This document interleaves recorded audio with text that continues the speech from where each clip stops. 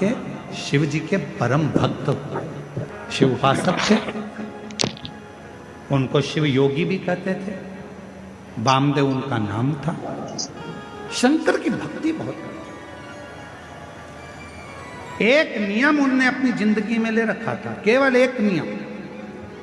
और आपसे भी निवेदन है, अगर शंकर जी के मंदिर में आप जाते हो, रोज प्रतिदिन भगवान शिव के मंदिर में जाते हो, शंकर जी के मंदिर में दर्शन करने जाते हो, शंकर जी के मंदिर में एक लोटा जल चढ़ाने जाते हो, शिव जी के मंदिर में यदि आप प्रतिदिन जाते हो, तो मेरा एक निवेदन आप सबसे है कि शंकर जी के मंदिर की कोई एक सेवा आप खुद अपने पास में रखो।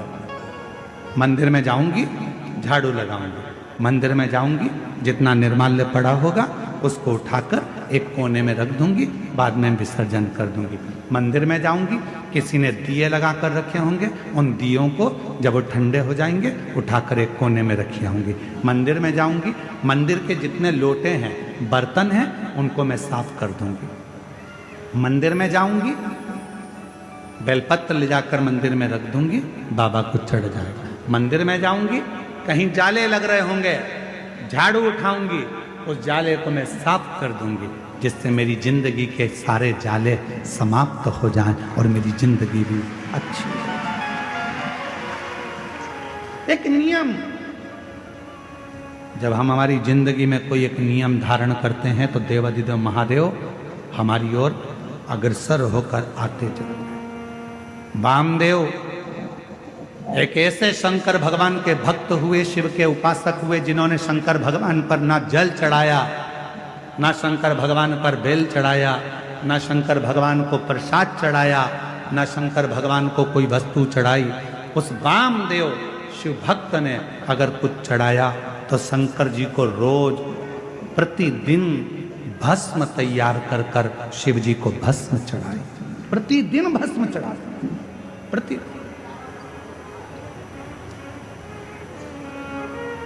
भस्म। आप सबको मालूम है ना भस्म कैसे बनाई जाती है? भस्म का नियम क्या है? अलोनी गोबरी।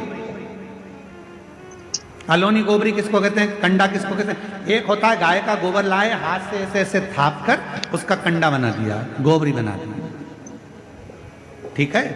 वो नहीं, गाय ने देसी जो हमारी वेद लक्षणा गाय होती है, देसी गाय होती है, उसका जो गोबर गिरता है वो गोबर अपने आप सूख जाए, वैसा कि वैसा ही, उसको हाथ लगाकर थापा ना जाए, सूख जाए। ऐसे ऐसे गोबर जंगल में बहुत मिल जाए। उसको जलाकर अच्छा मुहूर्त देखकर फिर उसको गंगा जल छीट कर उसको जलाकर उसकी जो भस्म तैयार होती है उसको कपड़े से छान कर शिव नाम लेते हुए, शंकर का स्मरण करते हुए, जैसा जैसा शिव महापुराण में वर्णन है भस्म बनाने का, उसका स्मरण करते करते, शिव नाम लेते लेते उसको तैयार करा जाता। फिर उस भस्म को आप शिव जी को समर्पित कर सकते हैं। उस भस्म को वापस लेकर आकर उस भस्म को अपने तन पर धारण कर सकते, त्रिपुंड लगा सकते। वामदेव एक ऐसे शिव भक्त हुए जिन्होंने शंकर भगवान को कुछ नहीं चढ़ाया, केवल शंकर भगवान को भस्म चढ़ाया, केवल भस्म। और भस्म के सिवाय कुछ, केवल भस्म।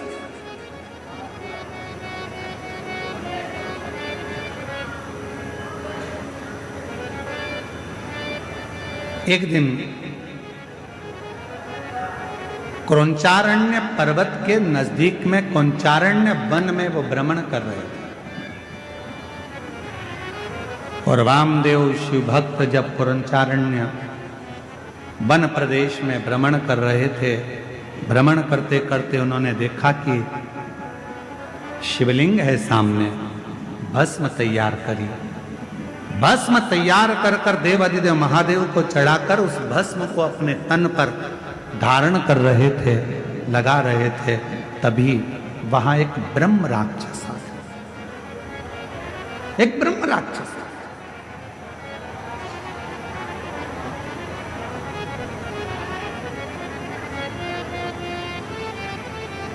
और एक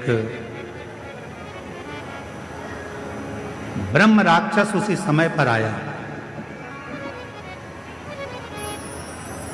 और जैसे ही ब्रह्म राक्षस आया, उस राक्षस बहुत दिन का भूखा था, उसको कोई भोजन नहीं मिला था।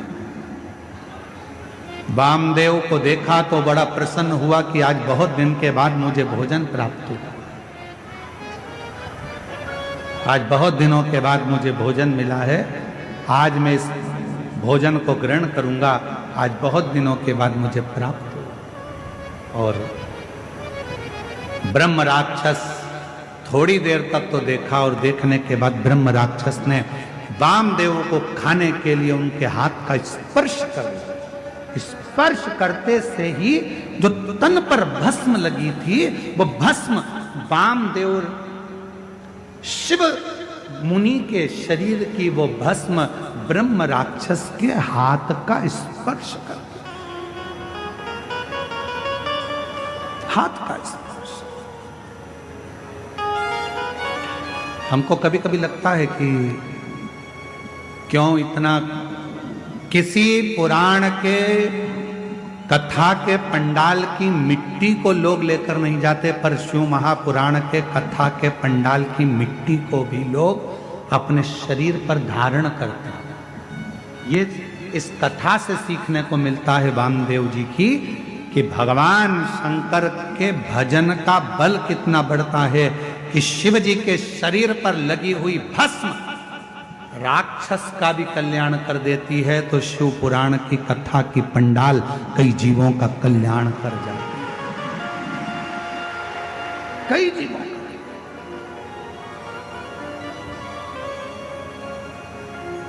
कई जीवों का उद्धार कर। और जो जैसी भावना लाया वो वैसा ही फलया, नहीं खाली उसे लौटाया, वो मन ही मन हर्षाया। और कर दिया माला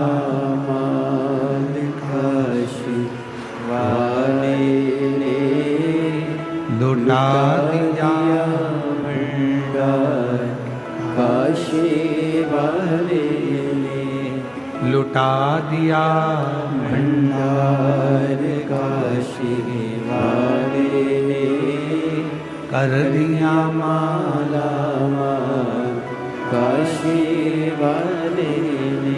ब्रह्म राक्षस के शरीर से वो भस्म लगी, राक्षस का शरीर छूटा, एक सुंदर राजकुमार सा वेश उसने धारण कर लिया। और राजकुमार सा वेश बनाकर, बड़ा सुंदर स्वरूप बनाकर, बड़ा सुंदर वेश बनाकर जब वो सामने आया, वामदेव शिव मुनि ने पूछा, तुम कौन हो, कहाँ से आए हो, क्या तुम्हारा नाम है? अभी तो तुम मुझे खाने वाले थे, तुम तो राक्षस हो, और अब तुमने इतना सुंदर रूप रख लिया, कौन हो तुम?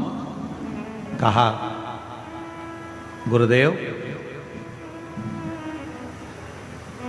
पूर्व समय में मैं पवन राष्ट्र रक्षक था, मेरा नाम दुर्जय था, रक्षा करना मेरा काम था, मेरा नाम दुर्जय था, मैं रक्षा करता था। एक गलती मुझसे हो गई, ना तो मैं कभी शंकर का उपासना करता था, ना कभी मैं मंदिर शिव जी के गया, ना कभी मैंने शंकर का भजन किया, ना कभी मैंने शिव की आराधना करी, ना साधना करी। और कोई अगर शंकर के मंदिर जाता था, शंकर को लोटा भर जल चढ़ाने जाता था, या शिव की भक्ति कोई करता था, तो उसमें मैं अड़चन उत्पन्न करता था, उसको रोकता था, रोक रहा। मेरी जीजियों, मेरे जीजाओं, मेरी बेटियों, मेरे बेटाओं, मेरी माताओं, मेरे बुजुर्ग माता पिता, स्मरण करिएगा, तुम्हारे मोहल्ले में, तुम्हारे परिवार में अगर कोई शंकर जी को एक लोटा जल चढ़ा रहा है तो चढ़ाने दो। कोई शिव का भजन कर रहा है, करने दो। कोई शंकर की कथा में जा रहा है, जाने दो। उस पर टांट नहीं मारना, उसको ताना नहीं कसना, उसको ताने नहीं देना। इस बहन ने क्या लिखा, इस बहन ने इस पत्र में लिखा ना कि मेरे जब 22 साल की लड़की मेरी चली गई तो लोगों ने ताना देना प्रारंभ करा। आप कहते हो कि शंकर के मंदिर जाओ, मैं शिव जी के मंदिर जाना चालू करी और मेरे गांव के लोग, मेरे मोहल्ले के लोग मुझे ताना देने लगे। बताओ, 22 साल की लड़की चली गई और ये मंदिर जा रही है, शंकर के मंदिर में जल चढ़ाने जा रही है। निवेदन है, कोई ताना मत दीजिए, कोई अपशब्द मत कहिए। क्यों? तुम तो ताना दोगे, पर उस ताने का जवाब जो दुखी है वो कभी नहीं देता। उस ताने का जवाब तो जिसका वो भजन करती है वो देता है। गांव के लोग कहते थे 50 वर्ष की अवस्था होने वाली है, क्या औलाद होगी? क्या वो 22 साल की लड़की वापिस आएगी? पर उसके यहां देर है, अंधेर नहीं। और वो जब कृपा करता है तो छप्पर फाड़ कर दे देता है। जब क्या हो सकता है, क्या दे सकता है? मेरा नाम दुर्जय था, ब्रह्म राक्षस कह रहा है मेरा नाम दुर्जय था। कोई मंदिर जाता था तो ताने देता था, कोई भगवान के भजन में जाता था तो उसको ताने देता था। मंदिर जाने के लिए मैं उनको रोक लेता था, कह देता था क्या करोगे मंदिर जाकर, क्या रखा है शिव पुराण में, क्या करोगे शंकर की कथा सुनकर। ऐसे तो बहुत आते बहुत जाते, दिन रात मैं शंकर की निंदा, मंदिर की निंदा, शिव पुराण की निंदा, शंकर के भक्त की निंदा दिन भर करता था। आखिरी में मेरे शरीर में एक रोग लग गया और वो रोग इतना बढ़ता चले गया। एक रोग के साथ दूसरा रोग लग गया, दूसरे रोग के साथ तीसरा रोग लग गया। जो शिव की निंदा करता है, भगवान शंकर या भगवान शंकर के भक्त की अगर कोई निंदा करता है, शिव महापुराण की कोई निंदा करता है, आखिरी का उसका शरीर बहुत बेकार हो जाता है। शरीर इतना बुरा हो जाता है कि घर के लोग भगवान से प्रार्थना करते हैं कि इसको उठा लो, भुगत रहा है, अब उठा लीजिए, अब मत रखो इसको संसार में। शिव निंदा, देव ऋषि नारद ने शंकर भगवान की निंदा करी, बंदर का मुख लगा। भगवान विष्णु ने शंकर जी की निंदा श्रवण करी, घोड़े का मुंह लगा, हाईगिव अवतार हुआ। शिव की निंदा जो करता है आखिरी में उसको भोगना पड़ता है, भोगना ही पड़ता।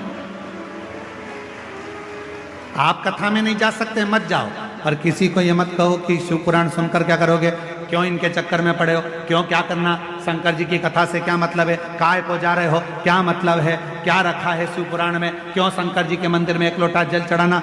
शिव की निंदा करने वाले की गति आखिरी में ऐसी हो जाती है, ये हम नहीं कह रहे, ये दुर्जय की कथा वामदेव मुनि की कथा कह रही है।